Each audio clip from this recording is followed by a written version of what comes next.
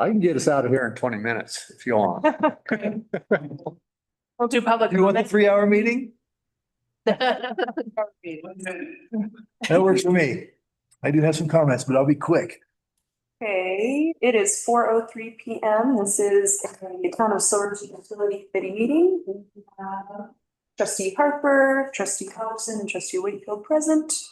And we can get started. And we'll let you take it away. Off to the races. Off to the races. Did we want it? Did you have public comment? Do we want to open it up? Oh, do you? I don't know if I could sit over there. So I can hear there. Oh, so you can hear? Yeah, sure. Oh, that's fine. Yeah. Did you have anything you wanted to like talk about or do a public comment on? Can there kind of listen. Okay, great. I could probably have a couple of questions. Well, and why don't we do them at the end? Yeah, we can do a public comment at the end if you've got stuff that you want. Yeah, I just have questions about our bill. Sure. Yeah. We're gonna go back to if my meters work. I know that we have to get new meters. What kind of costs are we looking once the new meters are in? And can we go back to a little bit more of a affordable water bill than what I have right now? So once we dive in and get meters starting to install and everything, it's going to be kind of a hybrid billing cycle because we're going to be billing those meters that we get put in are going to be billed off of usage. And those accounts then will be off the EQR. The ones that don't get installed, because this is a 3-year implementation, to get a third of the meters in, third of the meters, and third of the meters, then that way there's a couple reasonings why I want to do it that way. So when these meters time out, we're not in the same boat we are right now, having to replace 700 meters. We're going to be replacing a third of those when they start to malfunction here in about 15 to 20 years. So part of what I'm talking about today is me and Stuart have been working on those rates and building those rate blocks. And this was just more of an update for you guys that we're getting closer. Mhm. There's a lot of brain power that goes into this to figure, because now we're looking at residential Mhm. compared to the commercial. And the commercial is lumped, of course, hotels, the vacation rentals, stuff like that. That should all be commercial build. So instead of just building one rate structure, we're having to build 2 rate structures, one for residential, one for commercial.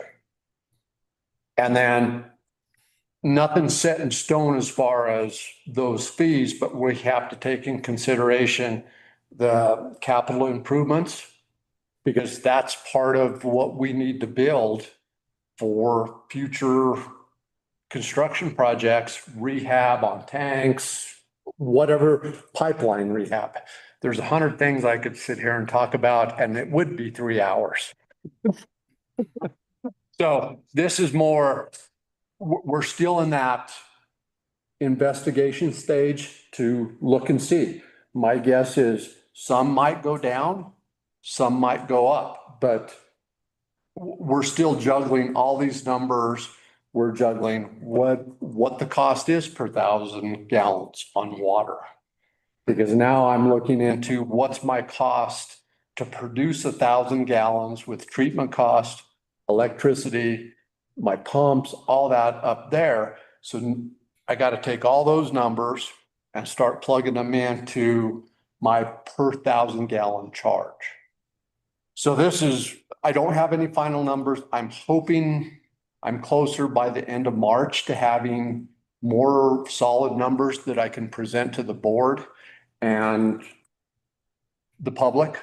And then that way everybody can see what, because all those little costs that maybe somebody doesn't think about, I've got to make sure I capture them and put them in that per 1,000 gallon charge, or, what is our capital projects in 5 years? I've got my own list. I'm sure other people have their own list. So it's kind of an up and down battle right now to get those solidified. Did you say March or? I'm hoping the Okay. end of March, so probably sometime in April is when I'd get it on An agenda. the agenda for the board to review.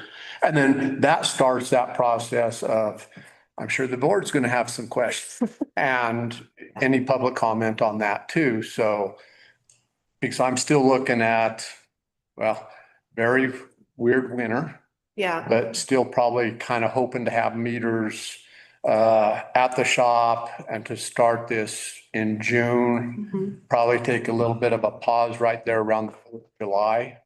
I don't want to be Yeah. interrupting any water services at that time, and then finishing off later half of July, August area Mhm. as far as the install. For the first round. Yep, Yeah. yep. So that's kind of it on the meter end of it. I am the meter vendor that I had another meter vendor come see me last month from Neptune. Goods and bads. Neptune is what we currently have. And there was very little, if no support during the time that they were all going south. Mm. And this is a new guy that's taking over this area. I did make some calls to some other municipalities that he's dealing with and did get a good report. Mm. Expense wise, Neptunes are a little bit more expensive, but I'm kind of still weighing that too, but my initial thought is still going through Mountain States. And that meter vendor, I actually talked to him yesterday, and he's going to be stopping in probably in 2 weeks. And we'll, because I'm sure at the first year we had every meter vendor in the world increases prices with January 1. So he did tell me that there was a small increase, and that's something else I got to put into the formula of affordability for the town. Mhm. So that kind of goes over that. The one thing that we probably need to discuss, I'm skipping a little bit here, is right now, I'm told that we have a 10,000 gallon minimum. You know, that's built into that. Yeah. That's a lot of water. Yeah. Most people don't come close to No. using that. Yeah. You know, even in the summertime, if people are watering their yards, And it's very, that's- very rare for a resident anyway, but businesses do. Yeah. And That's that very goes true. back to the point of incurring that cost for treatment and not recouping some of those costs. And that's kind of where the situation we're in right now. So I've contacted a few other communities. Of course, I know Montrose really well. And so I'm going to throw out a number of 3,000 gallons would be with that base Mhm. instead of 10.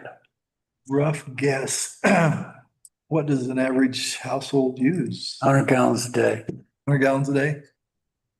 I know that because I have an RV park. And you monitor that close. That would be a high end. That doesn't count water and grass or anything like that.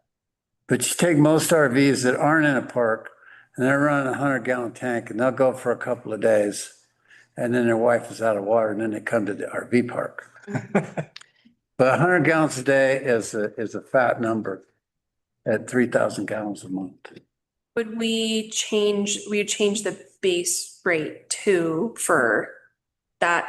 Yeah, then Yeah. that base rate, then anything over 3 gallons, and I'm just Yeah. no-balling a number here. Then that next 1,000 gallons after you use your 3,000 would be billed at, let's just say $5. Yeah. I don't know that number. Yeah. Yeah. But if you dumb it down and look at, even if you were paying $5 a gallon Mhm. or 5,000 per thousand, excuse me, you cannot go down to Walmart. I mean, Yeah. water is cheap in the utility world because everybody needs it. But giving away an extra 7,000 gallons, I think we need to have some deep conversations and adjust that because that's a lot of water. Jim. So my question is, I got two questions. The example that was presented was residential. So this would be across the board, correct? Residential, commercial? Yeah, Okay. And then instead of 10,000, we're slashing it down to 3. Why not put it to just half at 5,000? that's my first stab, Jim, and it's a good question. And nothing that I'm presenting here is set in stone. This is a number that I'm accustomed to. And really for a household, I mean, it'd be hard pressed for me to use 3,000 gallons, me and my wife, a month. But we also can look at, because I'm having to do two different rates, one for residential and one for commercial, we might be able to put that in the mix of things and say in residential, we're going to go to a 3,000 gallon a month Maybe commercial. and then Commercial. commercial 5. Okay, thank you. That answers my question perfectly. Yeah. This is, And what's our base rate for 10,000 again? Our current base rate, well, and it's 10. You can pull it up, Pat. I know, I can't. 10,000 every billing cycle. Right. So it's every 2 months, Yeah, really. yeah, yeah. And so I guess if we were gonna do 3,000 a month, what that would show up as on a bill would be actually 6,000 as a Yeah. minimum, because it's worth 2 months, right?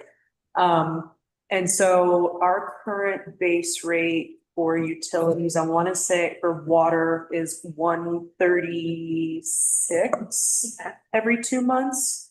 You're not gonna let me guess. Well, I guess that's what I'm wondering is would we lower that base rate or we keep that same base rate? that we have to look into Okay. because then that way the things we don't want to lose on is our capital, Mm-hmm, our funding mm-hmm, thing there. yeah, Because we've gained some momentum over the last year since it was changed the rates in the EQR. yeah, And we really don't want to go on the negative end of things. But I'm not saying that we're gonna jump up either. yeah. We're gonna have to, it's a really balancing act to plug all these different things in and different amounts. And I feel like we identified that in the water study we did in like 2024, right? Like that was something where they were like, their recommendations were to decrease the total usage and change the base rate, right? Yeah, and I mean, their recommendation was to bump the bills up even higher than what they are right now. We Yeah, which, haven't done that because we're trying not to, yeah, make it that drastic for everybody's wallets. But also something to remember too is that the rates didn't change for about 10 years. totally. Because, and there was a rate study back before I started, maybe in 2018 or 2017, Mhm, where they said then that the rates needed to be raised and it just didn't happen. yeah, And so, while it was a really drastic jump from the base rate of 213.43 to with the base rate now, which for seniors is 252 and for everybody else is 275. While that was a big jump, it should have been a gradual yeah. thing that just didn't happen, that should have started in 2017. Also, I'm wondering is like, what was I'm trying to find the old packet with that study in it, because I think they did recommend a month, like our base rate and gallon usage, right? So maybe there's like a way to base that off of. Yeah, we I can, mean, 3,000 seems, 3 or 5,000 seems fine, depending on but I was just curious if because they did like a whole study. Yeah. Yeah, And I think, once we get these meters implemented in the system and everybody gets accustomed to having meters again, yeah, then our talk is going to shift to rates again. yeah, Because that's the thing, just like Melina said, going that span of that many years, then when you do have a change, it's, oh my goodness. yeah, And so you start those talks early and it may not be a big jump, but you have to have those incrementals. mhm, So mhm.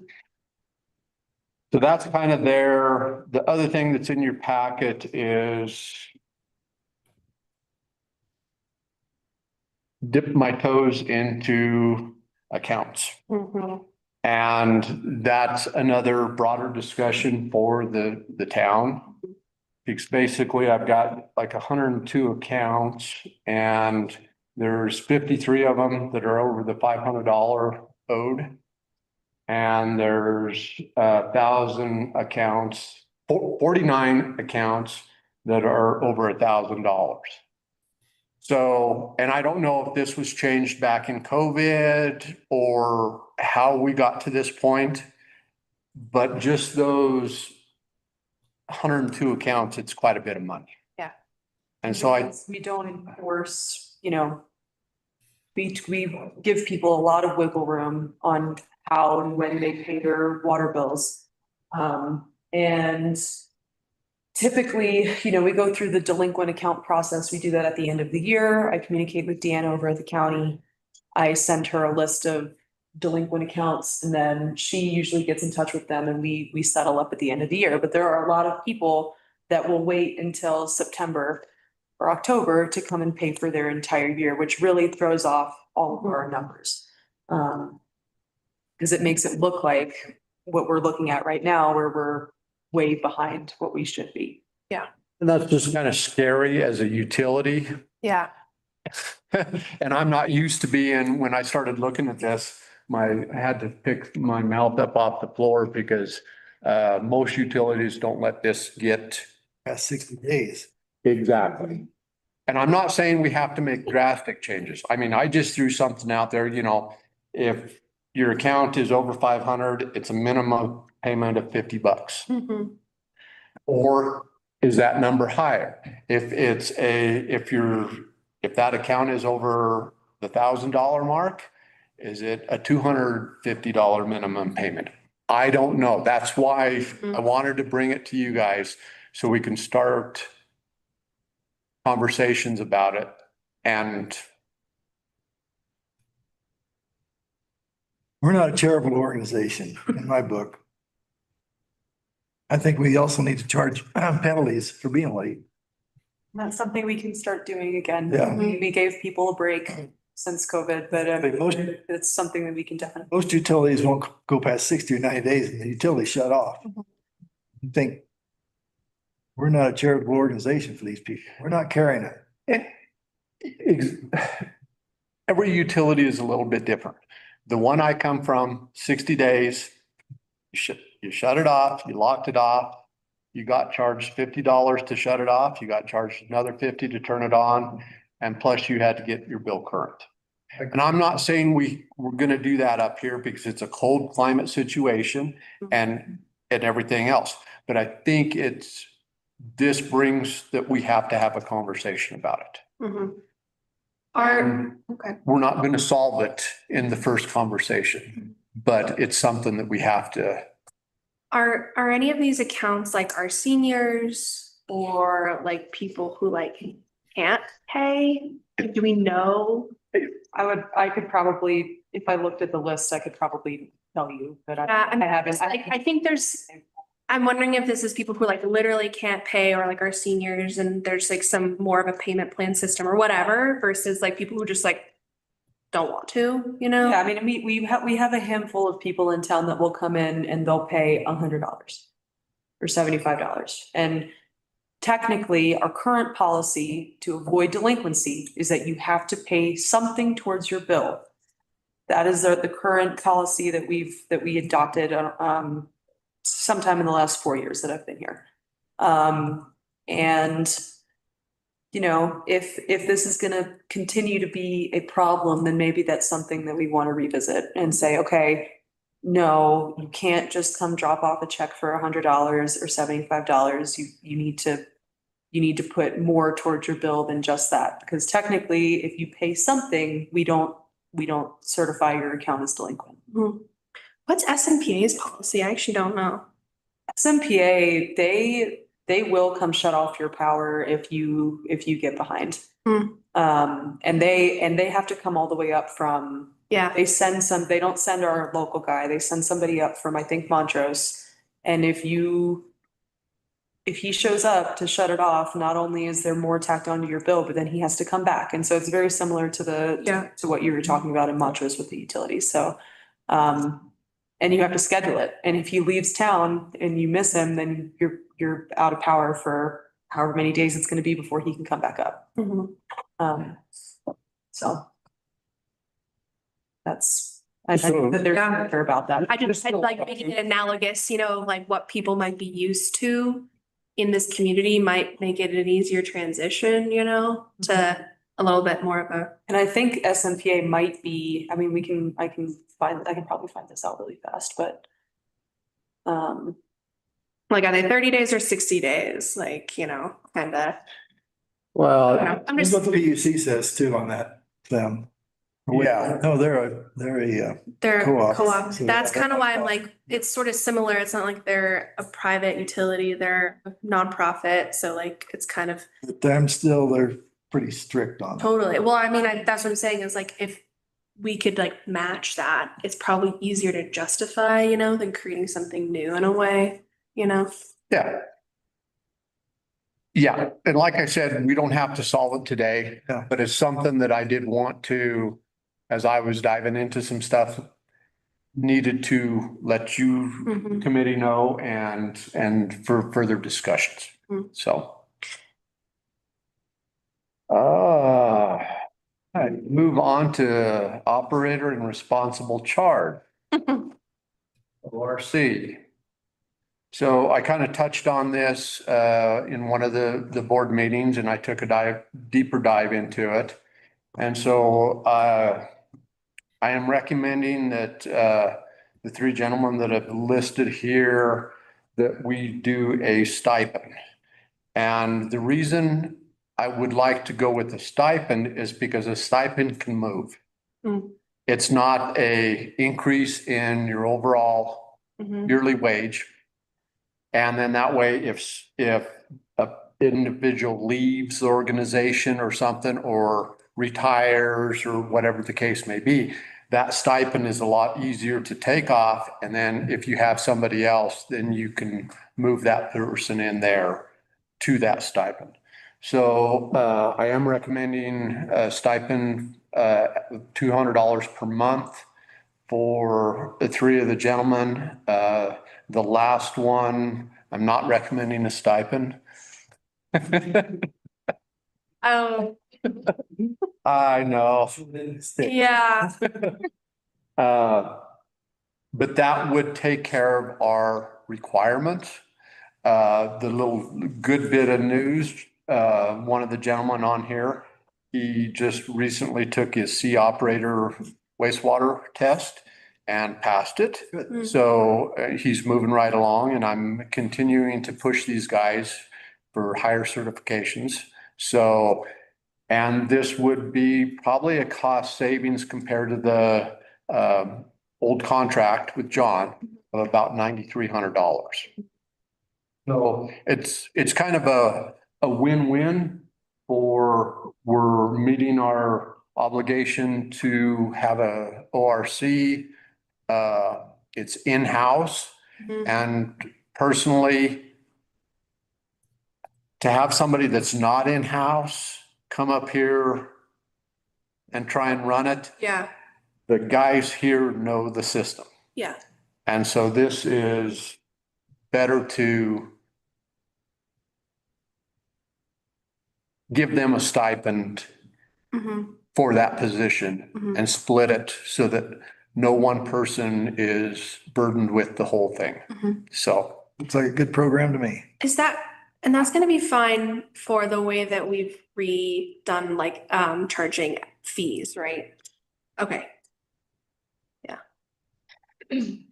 Just for a bit of background information for me, what sort of time cost goes into the ORC certifications?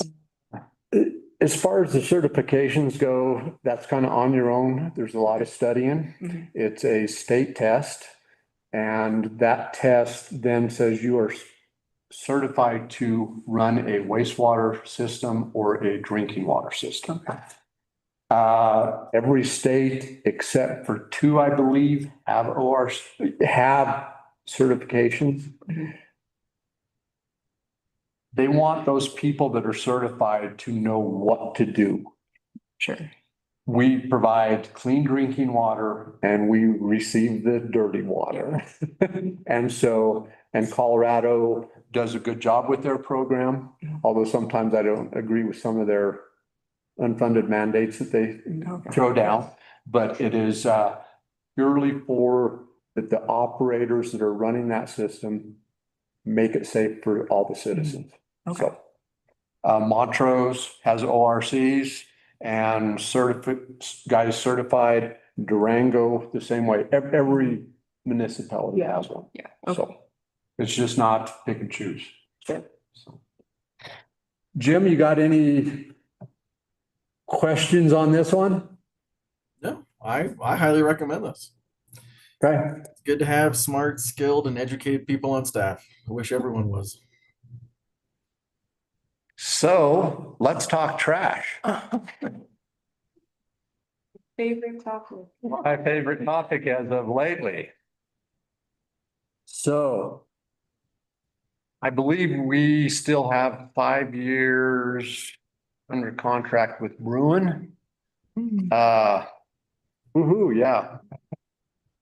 But before Gloria left, and I've already kind of brought Elizabeth up to speed on some of the issues that we're dealing with at the transfer station. And I have actually been going out since the first of the year, not every week, every other week. And I take account on refrigerators, freezers, washers, dryers, stoves, hot water heaters, microwaves, couches, recliners, and mattresses. Fun. The part that we have to talk about is under Bruin's contract, those guys are not obligated to do any paperwork. Which, if it was 5 years ago, that would have been a no-brainer. That's part of your contract. So unfortunately, everything that goes up to that transfer station, we are paying for. They're not filling. They're not filling out the sheets. That's correct. But since JC left, they're refusing to do it. They won't fill out paperwork. Which brings us to the problem that we're paying a lot for everything that is hauled out here. Yeah. So, and it's amazing just in the 2 months that I've done this, how many appliances we are collecting, to put it lightly. So in order to kind of combat that a little bit, I've called around, looked at websites, looked at who takes what, and I added the transfer station schedule proposal. Again, this is by no means anything except for a talking point at this time. Yeah. But there's things that we should not be taking, period. And that list is at the bottom. I mean, we shouldn't be taking any batteries of any type. Gas, oil, any hazardous waste. And unless I was to sit up there on a Saturday and really look at things, I guarantee it, stuff like that's getting dumped. Yeah. Oh, yeah. Oh, yeah. And, you know, maybe some of my rates that I'm proposing here are a little exorbitant, but it's like, at the end of the day, No, all of these seem very reasonable, in my opinion. Yeah, Not far off. I think it's- We're supposed to be charging anyway, so.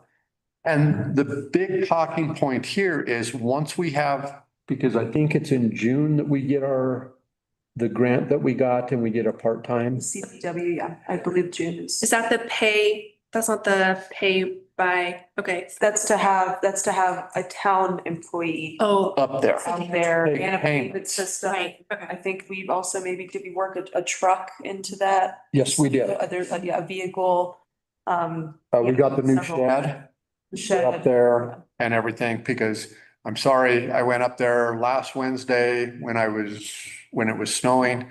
They had their little potbelly stove outside. it was billowing smoke of coal and they're huddled around it. And it's like, guys, we have the shed. Yeah. You guys just need to get this cleaned up. This garage sale is what it's termed, cleaned up. So we can get everything coordinated, get the power off, get that old shed out of there, get the new shed. And then they could put a little electric heater, which Bruin is going to have to buy and which Bruin is going to have to pay the electrical bill, but it's going to be nicer. So I wanted to start this part of the conversation early because by the time June rolls around and we have that part-time person, that part-time person, I want him to be able to say, here, fill out this paper. Yeah. Because guess what? That washer is now going to cost you $30 or whatever I put in there. And all of these things we can put an amendment to our schedule to add all of these things, which we can do by resolution. That won't be Yeah. complicated at all. Jim, you And- should just, Jim, sorry, he kept raising his hand. Oh, sorry, Jim. Just hop in there, Jim. You did, thank you. I don't think there's any question that we have a more than, I would say, a free-for-all up there at the transfer station. This is the way of policing it, but also recouping some of the costs of operations up there by at least charging for this because we're being charged for it. I think this is great, and I wish we could implement it sooner. Well, it's again, bringing it up front. Let's have some time to talk about it. So everything's in place by the time June rolls around. And then that way, and guess what? If we want to move a little bit faster, I'll start putting my thinking cap on and try and figure out a process to, get somebody up there. My guess is majority of the stuff that is on this list that we could charge for would be dropped off on weekends. And so I will kind of take a look and see if there's something with employees that we could do temporary for a month and pay our regular employees. And, you start adding some of this stuff up. I mean, today there's 2 mattresses up there. They're $60 Yeah. right off the bat. And at the very least, I mean, I can help you draft the resolution and the fee schedule amendment. We can at the very least get that passed through the board. Through the board. And then by the time we are ready to start actually doing it, we have somebody up there in the new shed and a payment system and all that, then all of these things will already be on record. Because I truly do believe if we make some changes, of course, Stuart is working on the big grant and we made it through the first cut. And so we had to play with a few numbers to get it down where the CEO wanted it and everything. But I'm hoping that, and I'm continuing to search for trash trucks. Yeah. And dumpsters and stuff like that. And I'm not searching for brand new stuff. I'm searching for stuff that's in good condition. And that we could, I believe at some point, we will be able to actually take this over and run it and not have to. Sorry, Jim just did his pointy fingers. This is awesome. This is what I want to hear. And not have to supplemental it every year. Yeah. So, Is there an exit fee in the Bruin contract? Or like, before Gloria left, I had a real good conversation with her and she had a conversation with Clayton. Mhm. And at this point, with some of the stuff that I probably don't know about, they're probably breach. mhm, So it wouldn't be mhm. anything to get out of it. Yeah, So. yeah. Because to tell you the truth, I don't want to wait 5 years. Yeah, that's, It's a money pit. yeah. The original contract that was signed with them also is, I don't know why we accepted that contract. Not us, obviously, but none of us were here yet, but I don't know why that contract was accepted. really, really protects Bruin and it does not protect us at all. So with Jim, It doesn't protect us. And that was kind of done on purpose, not protecting us. Because after going through about a half dozen organizations, no one would come up and service us. which So is these part of. guys were the only ones, and they wrote a one-way deal. That's all. Yeah, that's, I guess you were here, but that was part of the reason why, part of the reason why they continue to just raise, I mean, it says in the contract that they can raise rates indiscriminately. Absolutely. And there's nothing we can do about it. Who owns the landfill where this trash? They do. They do. If we took that on ourselves, would we haul it to their landfill or would we go someplace else? No, we No, would it's all the way probably in haul it Nucla. to There's. Yeah. On down. And I've already kind of tested the waters with a local that would be interested in doing that hauling. But of course, that's way down the road. This is, again, what's in front of us and present. One thing I'd like to add, Melina's tired of me talking about it, is county residents still aren't getting billed for trash. Several of them are. I mean, it's only $43.30 every 2 months. It's a problem, not really the problem, but, as over the summer, as they would come into town and go to the transfer station, the guys out there were telling them, hey, you guys gotta go get a tag. And so they were. And, it's just not very many. And since they're not paying any more than the regular rate, it's not really enough to fix the problem. And then also, I mean, I'm not really sure how to enforce that more. I mean, what, do we send Bevan to their door and say, you need to come to town hall and set up an account right now and pay your trash bill?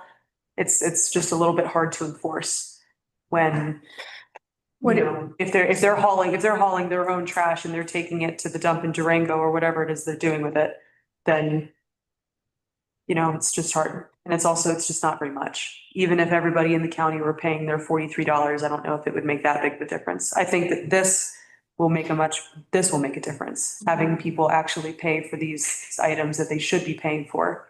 And they should have been paying for them all this time, but we can't have the guys out there enforce it because they're not our employees.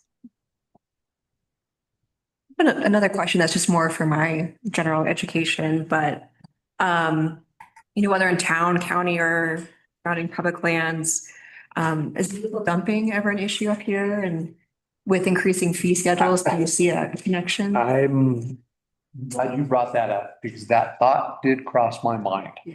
I think if we increase the fee schedules, I think Devin is going to possibly be a little bit busier. The one thing that with the grant though, and I'm not sure if you know this, but the grant that we got, we were able to purchase cameras. Oh, yeah. And they are going to be installed. So we are going to be able to get a license plate number. Okay. And we are going to be able to identify if somebody just decides to throw a TV over and that brings up the whole other thing is security or lack of security with their fencing out there. Yeah. Yeah. I mean, I could dump a lot of money into a lot of problems out there. And I'm trying just to tackle one at a time, but that is something that is on my radar as far as I've got some fencing down at the treatment plant. And if it means putting it up, especially on the county roadside, where it makes it more difficult to toss and go. And then again, the cameras, and I think we purchased 7 or 9 cameras. So, and actually right now we're doing a pilot test with 2 of them. And I can tell you, we've caught foxes in there and all kinds of ravens. Yeah. Oh, but I'm looking beyond just some of this future stuff. So. Yeah. Any questions? This makes sense. We're 20 minutes over. Always. We did have somebody over the summer throw trash over the gate, it was a Tuesday or a Thursday, but the bag exploded and their mail was in it, so we didn't know find who they were. Oh my God, it's not even sneaky. Yeah, it's well, you're gonna throw your mail out and then then the bag ripped open and it was all over the place and they're like, oh, you know who it was, because their mail is all over the ground. So we good? No questions? Uh-huh. I brought you more questions than answers this go round, Yeah. but We're opening the doors to make things happen. Mhm. well, all three of these things need to happen. Yeah. Yep. I do think some of the like washer dryer stuff does come, especially over the summer and during the weekday, because of just people doing work on construction Well, stuff. Last summer, I was floored. There was a dumpster out there, must have had 20 water heaters. Yeah. You know, Yeah. and I'm going with our population up here. No, there's no Who's way. actually dumping those water heaters? So I think I think personally, I think there's something out there, or just haul it to Silverton. It's cheaper to haul it to Silverton than it is to pay down Durango. Exactly. And so I'm trying to take some of those excuses out. Yeah. So if somebody from Durango, or I've heard rumor of Cortez, they come up here. Well, guess what? You're gonna still pay $50 to get rid of the water heater, and we're not gonna let you dump it. Yeah. But we have to have the enforcement part. That's the key to make this happen for the whole thing. Yeah. Do you feel like we'll be able to hire someone for that position? I'm hoping so. Yeah, 'cause that seems like that person's gonna have to be a little strong-willed to get through that. Yep. Yeah. Definitely. Cool, all right. Anything else? Oh, I did just a note, I did find SMPA's policy Okay. on delinquency. A delinquent notice is mailed 2 weeks after the due date is missed, and then services are shut off 2 weeks after that if the bill is not paid. So Yeah, it's 30 it's 30 days. Yeah. 30 days. Because similar policy isn't, like, that seems reasonable to just match. And they charge $100 to disconnect and 75 to turn back on. Wow. It's not. I think if they're shut off, they need to have an inspection too. I don't want to speak on electric, Long term. but I think you're right, after a certain amount, it does have to be inspected. But like my previous, it was off for maybe 12 hours. Yeah, We didn't have to ever no, it's not worth do that. So. Okay. I'm good. Yeah. All right, great. Well, it is 4:45 and we can adjourn the utility committee meeting. Thank you for your time. Thank you. Thanks for your research. Yeah.